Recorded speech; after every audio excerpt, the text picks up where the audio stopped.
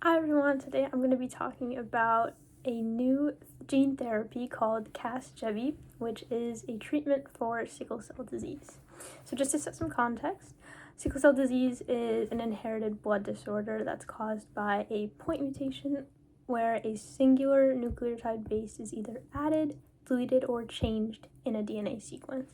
So about 100,000 Americans currently suffer from this disease.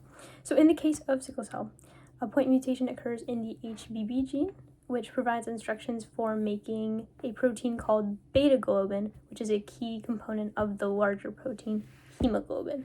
Hemoglobin is a protein inside of red blood cells, which are responsible for carrying oxygen from lungs to tissue. So when the point mutation occurs during transcription of the HBB gene, a single base change swaps out adenine for thymine, and this leads to another error later on during translation where the amino acid glutamic acid is swapped out for valine instead, which leads to the formation of an abnormal hemoglobin protein. Now, valine is hydrophobic or water-fearing, so when the abnormal hemoglobin releases oxygen in tissues, a hydrophobic patch on its surface becomes exposed. Now, this hydrophobic patch binds to other patches on the surfaces of other abnormal molecules, since the hydrophobic molecules have a tendency to stick together. So when these patches start binding together, a chain reaction called polymerization is initiated, where thousands of abnormal hemoglobin molecules link up into long, rigid fibers, which are also called polymers. Now, these fibers distort the shape of the red blood cells from a round, flexible disc, which are healthy, to a stiff, sickled shaped disc, kind of shaped like a C, which is where the name sickle cell disease comes from.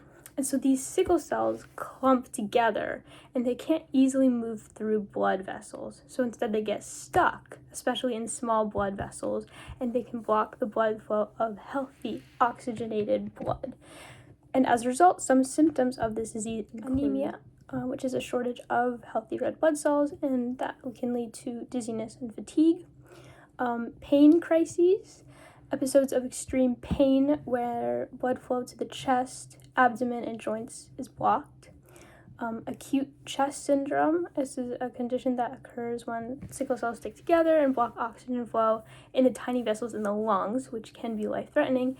And even strokes, since sickle cells can block major blood vessels that bring oxygen to the brain.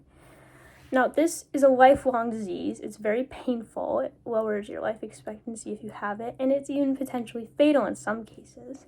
Luckily, a gene therapy called Casgevy, which is developed by Vertex Pharmaceuticals and CRISPR Therapeutics, was approved by the FDA in December of 2023, making it the first FDA-approved treatment utilizing CRISPR. Casgevy works by enabling people to make a form of hemoglobin that normally stops being made after birth, called fetal hemoglobin.